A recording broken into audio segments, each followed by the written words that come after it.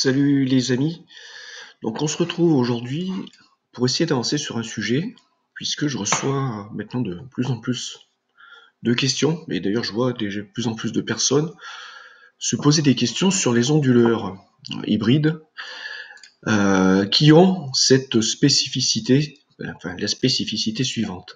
Voilà, en gros on va s'intéresser à un cas de figure, c'est les onduleurs hybrides qui ont une plage d'entrée courant continu sur le photovoltaïque qui est entre 120 et 450 volts courant continu.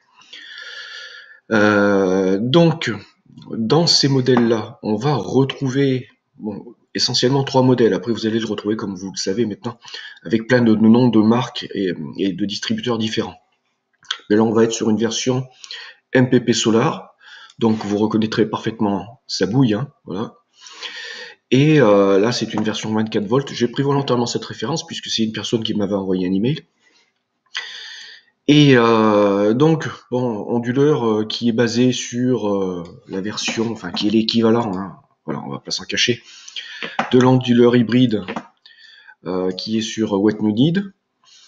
Et la question, voilà, qui se pose, c'est de savoir comment fonctionnent finalement ces onduleurs, en point de vue rendement, en point de vue restitution de puissance, en point de vue optimisation de l'ensoleillement pour fabriquer l'énergie électrique.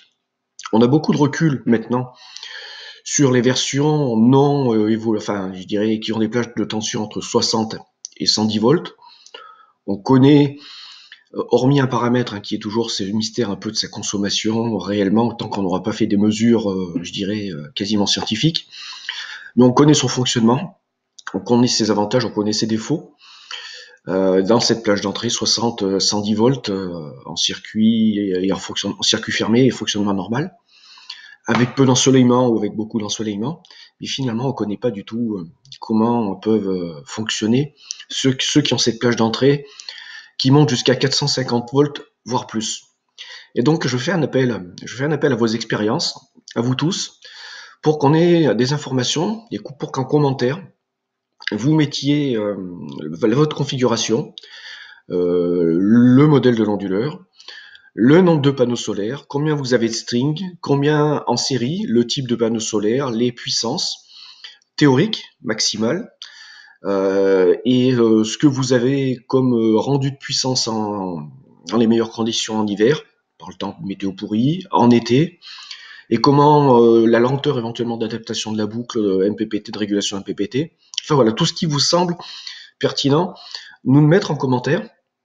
Et alors j'intégrerai également dans ce questionnement, et puis dans cette recherche d'informations sur vos expériences, sur ce modèle-là, que peu de gens ont. Bon, il y a Christophe 48 qui l'a, donc lui je pense qu'il va pouvoir nous dire concrètement ce qu'il en pense. Donc celui-ci qui est lui carrément plus fonctionnement hors grid. Vous voyez la plage de tension MPPT d'entrée 250-850 volts, 850 volts courant continu, avec une particularité 2 entrées 10 ampères en panneau solaire. Ça c'est un gros bonus. Voilà. Alors pourquoi je fais cette vidéo? Donc nous avons, on est une bonne communauté de youtubeurs maintenant qui sont sur le photovoltaïque et puis qui avancent du côté des installations autonomes. Et on rencontre tous des problèmes différents en fonction de nos configs et qui ne rencontrent pas de problème. Et finalement, ceux qui, on va dire, devancent les autres en achetant un matériel qui est pour l'instant peu utilisé, essuient les plâtres de cette avancée en terre un peu inconnue, prennent des risques et se retrouvent confrontés à des difficultés que personne n'a eues précédemment.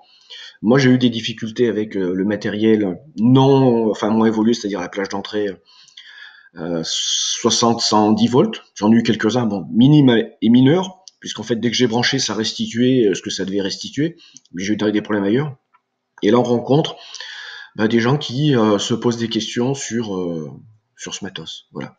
Donc j'aimerais qu'à tous, par nos expériences, par nos connaissances, par notre technicité, on puisse avancer sur le sujet en commentaire. Et puis si je vois qu'il y a pas mal de commentaires, pas mal de retours d'expérience, on fera une vidéo qui sera la synthèse pour qu'on puisse avoir tous une sorte de banque de données d'expérience et que les gens puissent savoir où ils s'aventurent en passant sur un système avec cette plage de tension, au lieu de rester avec un système de plage de tension plus faible, avec les inconvénients également que ça comporte, c'est-à-dire plus d'intensité en ligne, donc plus de sections de câbles.